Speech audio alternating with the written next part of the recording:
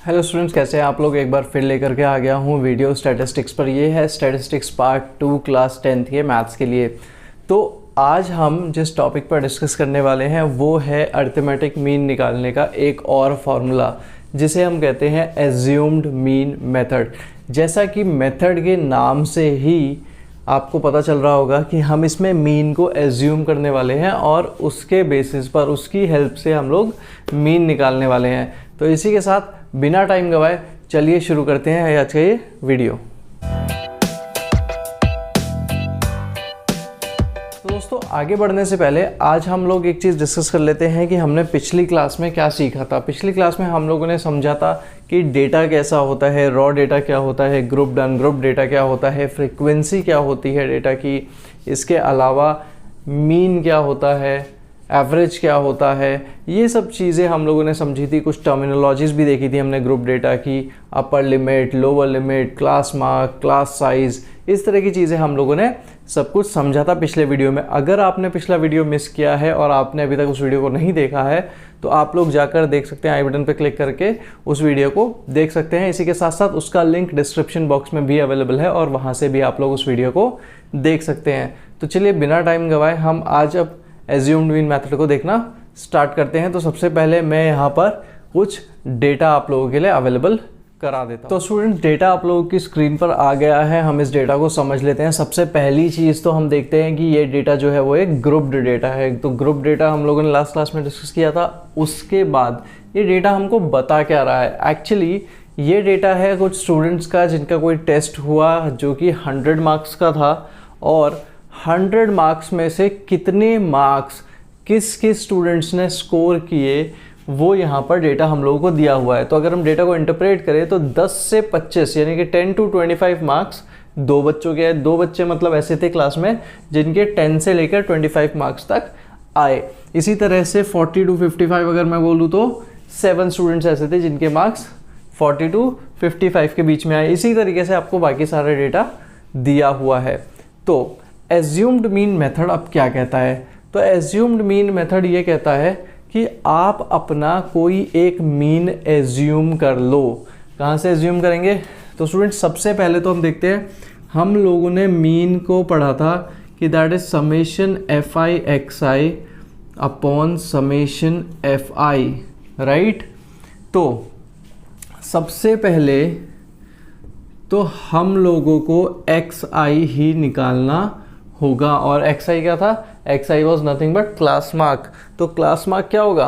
Class mark होता है upper limit plus lower limit divided by 2, यानी कि इनका एवरेज या मीन, है ना। तो वो हम निकाल लेते हैं। तो यहाँ पर क्या होगा? यहाँ पर अगर मैं करता हूँ तो 10 + 25 कितना हो जाएगा? 35 हो जाएगा। 35 को अगर मैं 2 से डिवाइड करता हूँ तो डैट विल बी 17.5, राइट। इसी तरीके से ये क्या हो जाएगा? 32.5, ये हो जाएगा 47.5। इसी तरीके से ये हो जाएगा 62.5, 77.5 और 92.5। Got it? तो ये आपका क्या हो गया? क्लास मार्क हो गया। अब इसमें कंफ्यूज मत होइएगा, ये है मार्क्स, एक्चुअली बच्चों के कितने मार्क्स आए हैं, और ये है क्लास मार्क जो कि होता है एवरेज अपर लिमिट और लोअर लिमिट का। अब बात आती है कि मैंने आपको यही बता दिया कि ये फॉर्मूला है मीन का, ये एक्स आई निकाल लिया तो ये डायरेक्ट, ये तो यही फॉर्मूला हो गया। लेकिन अब हम इसको इस फॉर्मूले से नहीं निकालने वाले हैं, हम इसको निकालने वाले हैं एज्यूम्ड मीन मेथड से। तो यहाँ पर आपको क्या करना होता है? यहाँ पर आपको एक मीन एज्यूम करना होता है। आपको ये मानना होता है कि एक्चुअली इन एक्सरसाइज में से ही कोई ना कोई वैल्यू जो है वो एक मीन है।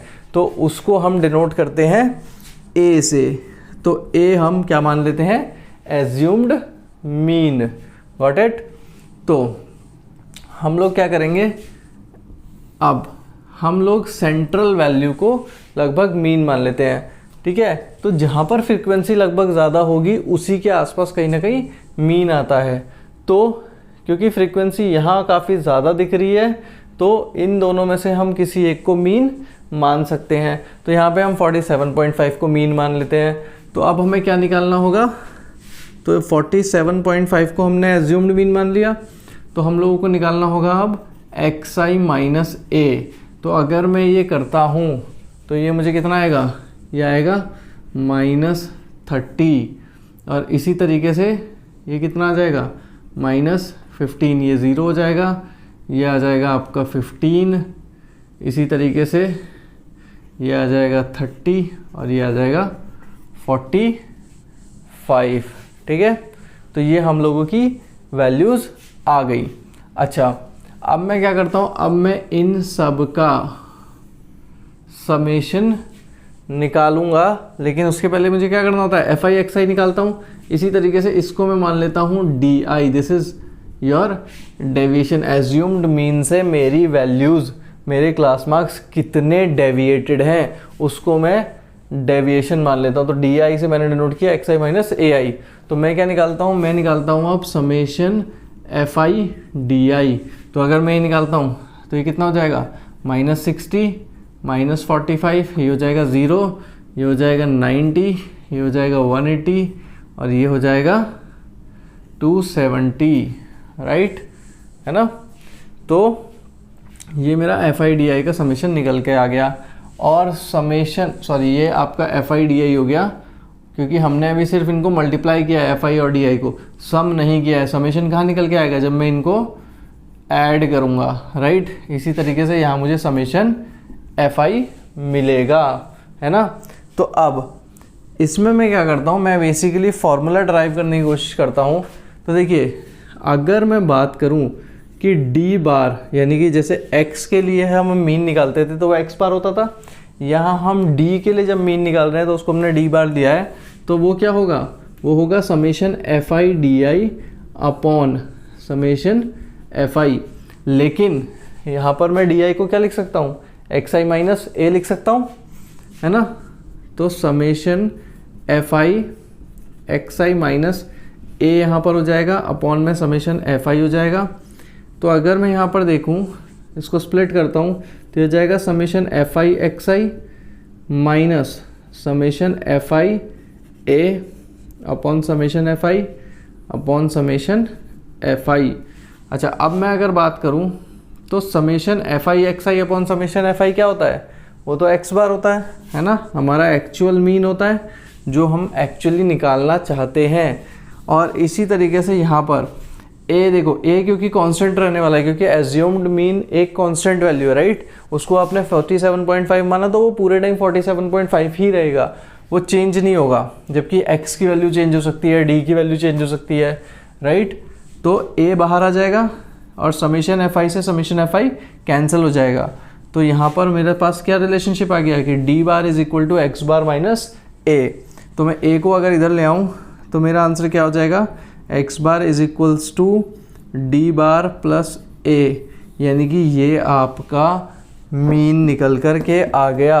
इसका मतलब एज्यूम्ड मीन में अगर आप डी बार ऐड करोगे, यानी ए प्लस ये वैल्यू करोगे, तो आपको क्या निकल के आएगा, एक्स बार निकल के आएगा। यानी कि आपको एक्चुअली जो मीन आप निकालना चाह रहे थे वो निकल के आ जाएगा, राइट। तो यही हम लोगों को निकालना है। अब आपके पास summation f i d i है, आपके पास समेशन एफ आई है, तो आप डी बार निकाल सकते हैं, ए ऑलरेडी आपके पास है, तो आप ये आंसर निकाल सकते हो, राइट। तो अब इस तरीके से आप इसका आंसर निकालो और इसी के बेसिस पर आप और भी क्वेश्चंस अपने सॉल्व करो जो कि आपके बुक में दिए हुए हैं। अगर आपको किसी भी तरह का प्रॉब्लम आता है, किसी भी तरह का चैलेंज आ रहा है कंप्लीट करने में, तो ज़रूर कमेंट सेक्शन में लिखो और मुझसे ये क्वेश्चंस पूछो। इसके अलावा डिस्क्रिप्शन बॉक्स में मेरे इंस्टाग्राम अकाउंट का भी लिंक दिया हुआ है, वहाँ पे मुझे फॉलो करो और वहाँ पे भी आप मुझसे क्वेश्चन डीएम में पूछ सकते हो और मैं ज़रूर आंसर करूँगा। अगर आपने अभी तक चैनल को सब्सक्राइब नहीं किया है तो चैनल को ज़रूर सब्सक्राइब करो। और इसके अलावा अगर आपको पज़ल सॉल्व करना बहुत इंटरेस्टिंग लगता है, आपको अच्छा लगता है कुछ पज़ल सॉल्व करना या इंटरेस्टिंग इन्फॉर्मेशन मैथ्स के बारे में जानना, तो ज़रूर इंस्टाग्राम का हमारा ऑफिशियल अकाउंट फॉलो करो। और वहाँ पे क्योंकि मैं कंटिन्यूसली डेली बेसिस पे आपसे कुछ क्वेश्चंस, आपके लिए कुछ पज़ल्स लेकर के आता रहता हूँ, तो वो हम सॉल्व कर सकते हैं, ठीक है। तो आज के वीडियो में इतना ही। आज हम लोगों ने देखा एज्यूम्ड मीन मेथड, इसके बाद हम आगे और मेथड जानेंगे आगे के वीडियो में। आज के लिए अलविदा।